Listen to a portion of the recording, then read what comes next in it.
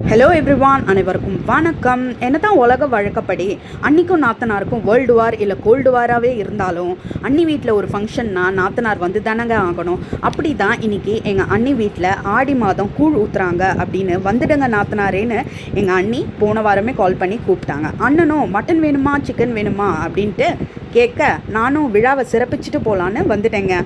வந்ததும் எங்கள் அம்மா அப்புறம் எங்கள் அண்ணி வீட்டு குலதெய்வமான முனீஸ்வருக்கு ஒரு சொம்பு தண்ணியை வச்சுட்டு எங்கள் அண்ணி வீட்டுக்குள்ளே போனால் வாங்க நாத்தனாரே, உட்காருங்க நாத்தனாரே, இட்லி சாப்பிடுங்க நாத்தனாரேன்னு எங்கள் அண்ணியோட கவனிப்பும் உபசரிப்பும் பயங்கரமாக இருந்தது. இன்னைக்கு டிஃபன் வேலையை முடிச்சுட்டு அதுக்கப்புறம் நீங்கள் இன்றைக்கி கூழ் ஊற்றுற ஃபங்க்ஷன்னால் நான்வெஜ் செய்கிற டிபார்ட்மெண்ட்டை இன்றைக்கி முடிச்சிருங்க, நீங்களே பார்த்துக்கோங்க நாத்தனாரேன்னு சொல்லவே நான் வந்து கருவாட்டு குழம்பு அப்புறம் சிக்கன் கிரேவி எல்லாம் நான் பண்ண ஆரம்பிச்சிட்டேன்.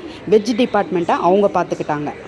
அதுக்கப்புறம் வீட்டில் பூஜை சாமான் க்ளீன் பண்ணுறது, வேப்பிலை மாலை கட்டுறது, வேப்பிலை தோரணம் கட்டுறது, காய்கறி கட் பண்ணுறது, இதெல்லாம் வீட்டில் மற்றவங்க எல்லாருமே ஷேர் பண்ண ஆரம்பித்தாங்கங்க.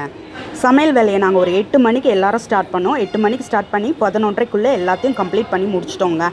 கம்ப்ளீட் பண்ணி முடிச்சிட்டோன்னே ஹெட் ஆஃப் த டிபார்ட்மெண்ட் எங்கள் பெரியம்மாவும் அம்மாவும் வந்து சாமி கும்பிட்றதுக்கு என்னென்ன எடுத்து வைக்கணும் அதெல்லாம் வந்து செய்ய ஆரம்பித்தாங்க. அதை எங்களுக்கும் சொல்லி கொடுத்தாங்க என்னென்ன எடுத்து வைக்கணும்.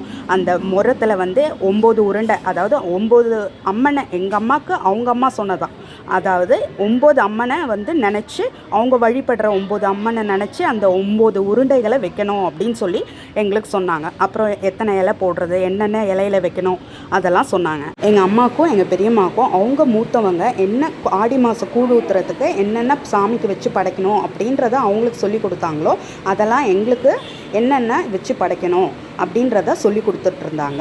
நீங்கள் இதெல்லாம் கற்றுக்கோங்க, எங்களுக்கு அடுத்த தலைமுறை நீங்கள் அடுத்து எடுத்து செய்யணும் அப்படின்றதுக்காக இதெல்லாம் தெரிஞ்சுக்கோங்க அப்படின்னு சொல்லிட்டு இருந்தாங்க.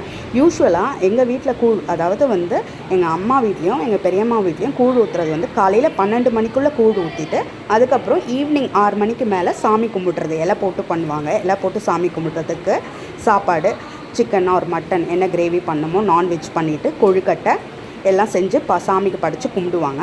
ஆனால் இன்றைக்கி நாங்கள் வந்து கூழ் ஊற்றும் போதே வந்து அது தனியாக வந்து சிரமமாக இருக்கும் அப்படின்னு சொல்லிட்டு கூழ் ஊற்றும் போதே இலையும் போட்டு சாமிக்கு படைச்சிட்டு சாமி கும்பிட்டோங்க.